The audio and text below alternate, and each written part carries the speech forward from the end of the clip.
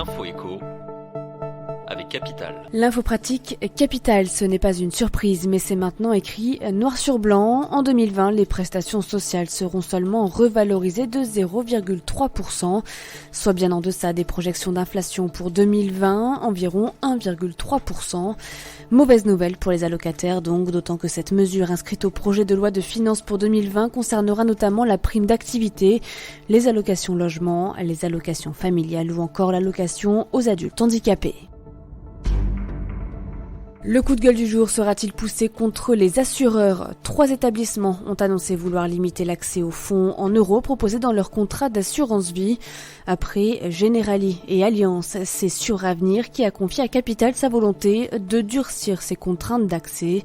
Parmi les mesures envisagées par ces assureurs, appliquer des frais d'entrée ou baisser les rendements versés par les fonds en euros, imposer que les versements soient orientés en grande partie sur des unités de compte, un support plus risqué.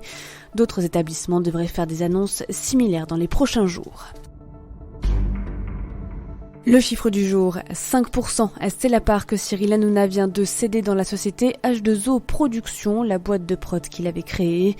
L'animateur-producteur a donc vendu ses dernières parts au géant européen des médias Banijay Group, désormais détenteur de H2O à 100%.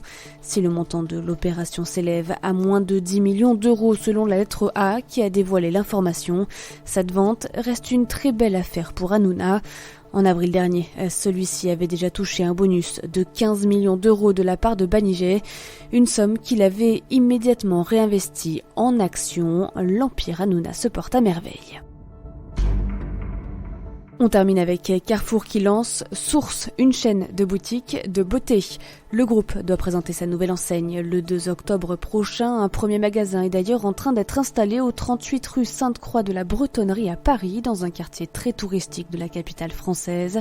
Si pour le moment peu d'informations ont filtré, la boutique de beauté Source devrait axer son offre sur des marques cosmétiques ayant fait le ménage dans leur formule pour exclure les substances controversées comme les parabènes ou les allergènes.